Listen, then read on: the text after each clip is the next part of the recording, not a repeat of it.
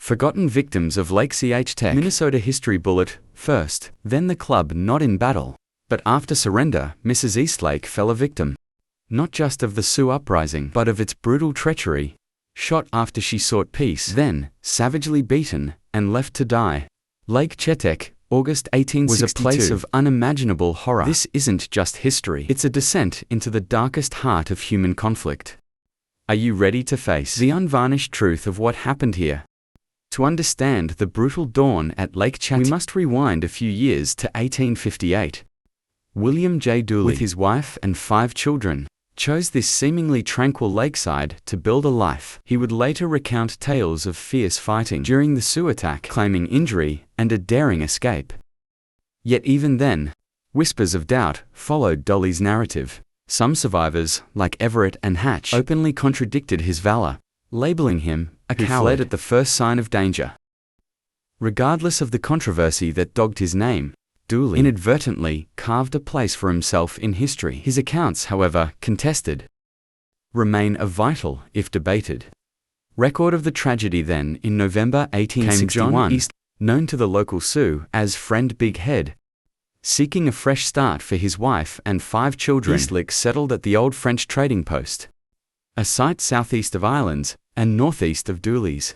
He was starting a new patching the old post, working to build a cabin. Little did he know, his family's fate was already entwined with the looming storm. The death of East and the harrowing survival of his family would become central to the Lake Shetek narrative, forever etching their name in local memory. But the stage for this tragedy wasn't set solely by individual lives. Broader forces were at play. By 1862, the American Civil War was raging, draining resources and attention. Treaties had been signed just years prior, promising annuities, payments to the Sioux in exchange for land. However, the government, strained by war costs, became delinquent in these payments. This wasn't merely an oversight to the Sioux. It was a profound betrayal. Decades of broken promises, encroachment on their lands, and now withheld payments. The tensions were reaching a breaking point. This government negligence became a critical spark, igniting the tinderbox of Sioux resentment and desperation. Amidst this volatile mix of settlers and simmering Sioux grievances, a figure named Rhodes arrived at Lake Shetek just days before the explosion. Some whispered he was evading the Civil War draft, others that he was a solitary trapper. Regardless of his motives for being there, Rhodes unexpectedly acted when the attack began. Unlike some who fled, Rhodes, armed with a superior rifle, reportedly stopped running long enough to shoot one of the attackers, attempting to disable a settler wagon. This single act, confirmed by multiple accounts, suggests a complex character, perhaps a draft dodger, perhaps a trapper, but undeniably someone capable of decisive action in a crisis. Rhodes' intervention, however brief, offered a crucial window for some settlers to escape, triggering alarms at Dutch Charlie's settlement and providing precious moments for others to flee. The unfolding massacre. These were the individuals, and these were the pressures, converging at Lake Shetek in August 1862, a community built on fragile peace, on government promises now broken, on individual courage and, as some accounts suggest, individual failings. The stage was set for the brutal encounter, an encounter that would expose both the heroes and the cowards and leave an indelible scar on the history of Minnesota. August 20th, 1862, the morning stillness at Lake Shetek shattered. With the terrifying war cries of Sioux warriors, a wave of attackers' faces painted for war burst from the surrounding woodlands, descending upon the scattered homesteads with brutal speed. It wasn't a battle, it was a massacre unleashed. The peaceful facade of the lakeside settlement dissolved instantly into pure, unadulterated chaos. Women screamed, children cried, and the scattered gunfire from settler men was swallowed by the overwhelming roar of the assault. Confusion and terror became the only constants as families were ripped apart in their dooryards, their fields, their very homes. Panic seized many of the men, survival instinct overriding any semblance of organized defense. Some disappearing into the trees without firing a shot, leaving behind not just their homes, but their wives, their children to face the onslaught alone. Those few brave souls who rallied to fight found themselves desperately outgunned, outnumbered, making a futile stand against a storm of violence. Houses became traps, fields turned crimson, and the idyllic lake reflected a scene of unspeakable brutality. Lake Shetek was no longer a haven, but a hunting ground. Slaughter slew a marshy depression in the landscape, became the epicenter of the settlers' desperate final stand. It was here that John, armed and determined, positioned himself, trying to shield his fleeing family. The air crackled with gunfire, the thick smell of gunpowder mingling with the earthy scent of the slough. Amidst the chaos, a shot rang out, distinct and true from Eastlick's rifle. Later accounts, notably from Mrs. who was nearby, insist it was this shot that fell Lean Bear. A Sioux warrior of note, I saw it. She'd recount years later, her voice still trembling. Eastlick stood firm, protecting us. Lean Bear charged, and he didn't hesitate, he fired, and Lean Bear went down. Whether it was Eastlick's bullet, or one from Dooley, or Ireland as they later claimed, the shot that brought down Lean Bear proved a costly victory. The gunfire pinpointed Eastlick's location. Enraged warriors swarmed him, outnumbered fighting back to buy precious seconds for others. John Eastlick fell at Slaughter Slough, becoming one of the first defenders to perish. Even in the headlong rush for survival, flickers of unexpected courage ignited Rhodes. The enigmatic newcomer was among those trying to escape the slough. But then something extraordinary happened. Witnesses recounted seeing Rhodes in mid-flight suddenly stop. He dropped to one knee, raised his prized rifle, a weapon far superior to most in the settlement, and took aim his target.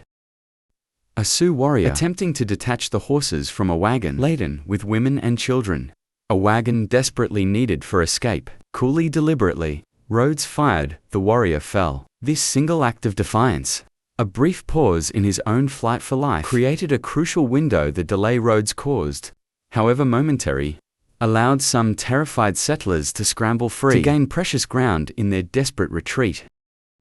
Then, as quickly as he'd appeared, Rhodes vanished, melting into the landscape, continuing his own perilous journey to Dutch Charlie's, carrying the alarm that might just save others. Slaughter Slough became a tableau of horror and despair. Realizing the fight was lost, witnessing the carnage around her, and driven by a mother's desperate instinct, Mrs. Eastlick made the agonizing decision to surrender. She stepped forward, hands raised, a gesture of supplication in a landscape of savagery. We surrender, spare the children. She may have cried out, her voice lost in the din, but surrender offered no guarantee of mercy. As the captured settlers, a ragged line of women and children, were being forced away from the slough, a chilling betrayal unfolded. Pawn, an Indian known to the settlers, one who had even been considered friendly, suddenly turned executioner. Without warning, he raised his rifle at Mrs. Eastlick's back and fired. The bullet ripped through her. She collapsed the muddy ground, soaking up her blood. It wasn't enough for Pawn. In a final brutal act of assumed finality, he moved to the fallen woman and with the heavy butt of his gun began pounding at her head again and again, until he was satisfied she was dead. He left her there, broken, and still on the edge of the But Lavina in a twist of fate that defied all reason, was not dead, unbeknownst to her attacker. The soft, waterlogged earth of Slaughter Slough had yielded under her body, cushioning the blows, absorbing the killing force. She lay amongst the dead, and dying, but life incredibly stubbornly remained. Even surrender offered no protection for the innocent. Mrs. Eastlick's young sons, Freddie and Giles, had been spared the initial slaughter, only to face a crueler fate. Having given themselves up with their mother, they were now defenseless captives, yet with a casual cruelty that defied comprehension. Sometime shortly after the surrender, and before the forced march back to the lake even commenced, both Freddie and Giles were murdered. Their small bodies, lifeless and broken, became just more casualties in the indiscriminate violence. Their brother Frank suffered a similar near-fatal fate. Shot alongside his mother during the chaotic surrender, he too was left for dead, but like his mother, Frank possessed an almost supernatural resilience. He too, against all odds, survived the bullet and the abandonment. Days later, near death but still clinging to life, Frank was discovered by Joe Leframbosch. Bosch, encountering the boy abandoned in the aftermath, took him westward away from the carnage. into a future shrouded in uncertainty. A future history has, for the most part, lost track of the Dooley family's experience, mirrored the broader tragedy, etched with its own unique horrors. William J. Dooley, his claims of bravery ringing hollow against the accounts of others, made his escape early, nursing a claimed wrist wound while his family was left behind.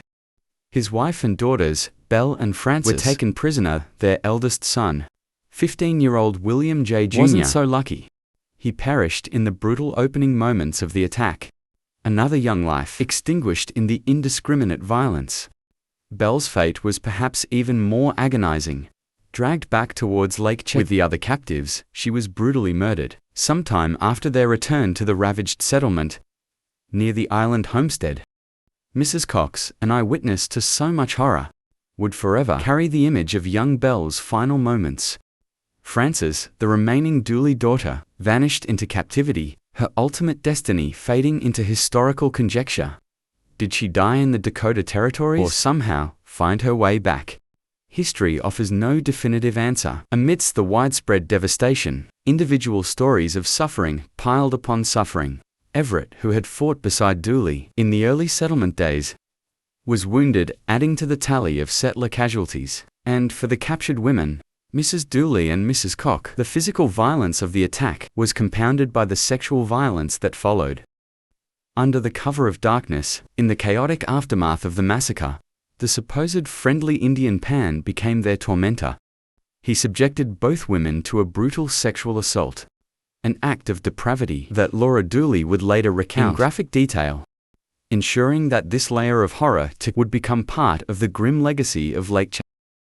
He came in the night Laura Dooley's account might begin, her voice heavy with inherited trauma. Porn, the one we thought was our friend, he changed that day. He hurt them, he hurt my mother, and Mrs. Cox, in ways that words can barely touch. The sun set on August 20th, 1862, casting long shadows across the blood-soaked ground of Lake Shetek. The day had begun in peace and ended in utter annihilation. Heroism and cowardice walked hand in hand with unimaginable brutality and heartbreaking loss. The stories of Lake Shetek are not comfortable ones. They are stories of survival against impossible odds, of families torn apart, and of a community shattered beyond recognition. And they are stories that demand to be told and to be heard in all their raw, unsettling truth. But even amidst such devastation, life impossibly stubbornly persisted. Lavina Eastlick, left for dead at Slaughter Slough, was not truly gone against all odds. She regained consciousness wounded, battered, and collapsed. She began a torturous crawl away from the carnage. Bewildered and disoriented, she stumbled through the landscape, until miraculously, she recognized the familiar outline of the island homestead. The Indians were gone. Seeking refuge and desperate for help, she found her way to the island house, and from there began the long, agonizing journey towards new home. Along the way, fate intervened. She encountered Spot, the mail carrier, or van meter, as Island recalled him. Spot, a figure of chance encounter in this tragedy, offered assistance, and together they connected with Mrs. Ward Heard and incredibly Mrs. Eastlick's sons Merton and young Johnny, who had been taken in by the Island family. On September 4th, they reached the relative safety of New Ulm, survivors emerging from the ashes of Lake Shetek. Lavina Eastlick's resilience went beyond mere survival. In 1863, seeking respite and support, she traveled with her children to Ohio, seeking the comfort of family. During that harsh winter, she did something remarkable. She documented their harrowing ordeal. From the sales of her book, a testament to her courage and the public's morbid fascination, she funded her return to Minnesota the following year. By 1866, she was purchasing land near Mount, rebuilding a life from fragments. Neighbors, witnessing her indomitable spirit, rallied to help constructing a small frame house for her and her children. Merton, resourceful like his mother, learned carpentry, his skills and earnings further solidifying the family's fragile recovery. In 1867, he even built an addition to their home, a kitchen bedrooms, a buttery brick by brick rebuilding, not just a house, but a future. Yet life after Lake Shetek remained shadowed by loss and heartbreak.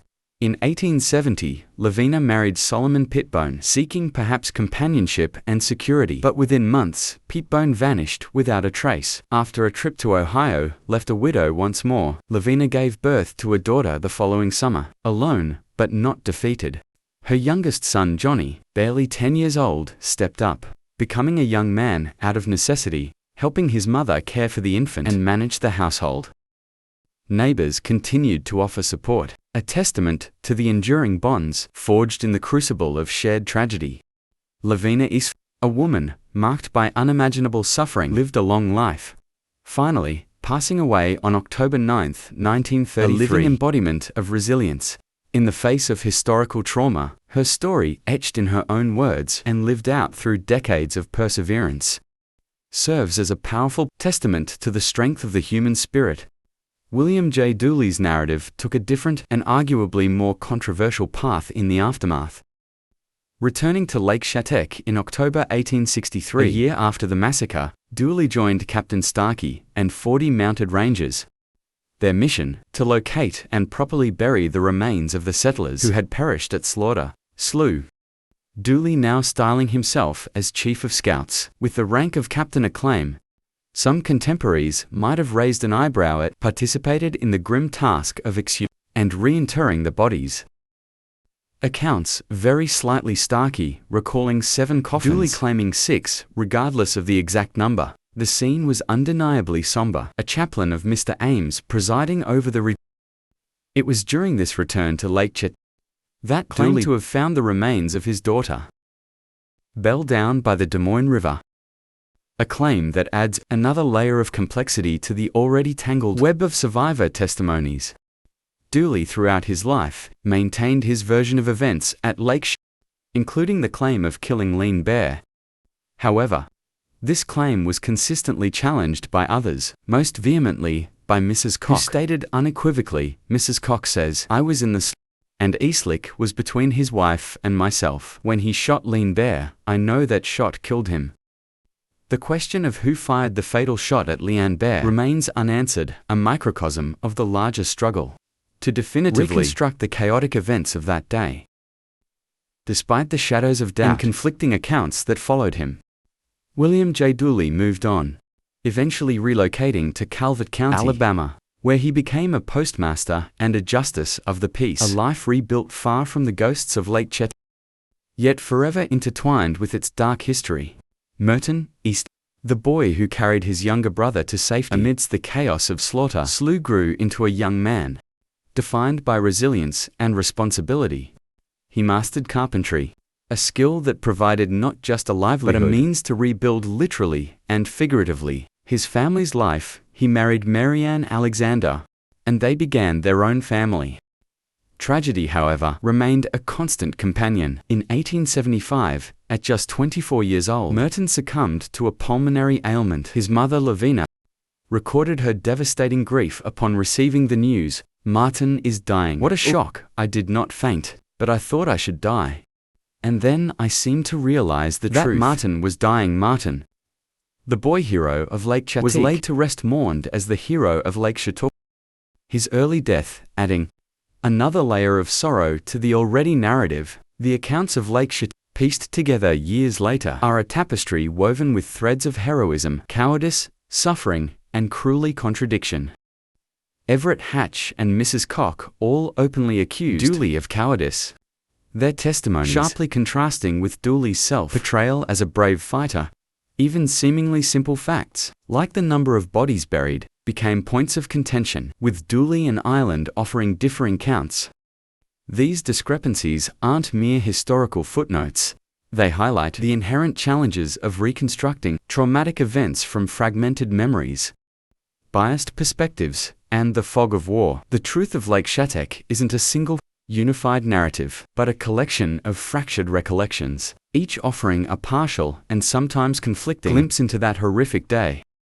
Today, the site of the Eastlick homestead, the epicenter of so much tragedy, is part of the Jessup and Evans farm, the old Captain Aldridge place. The physical landscape has been transformed by time and agriculture, yet the echoes of August 20, 1862 linger. The graves of the victims, initially marked by simple fences built by Merton, Eastlick and Dooley, then later by a more permanent fence erected by Captain Aldrich, stand as silent witnesses to the events that unfolded. Lake Shetek is more than just an event. It's a profound human tragedy. A story of courage and cowardice, loss and resilience. Stories like these deserve to be told and heard. Subscribe to Native Legends and History Stories to explore untold chapters of history and let the lessons of the past illuminate the present.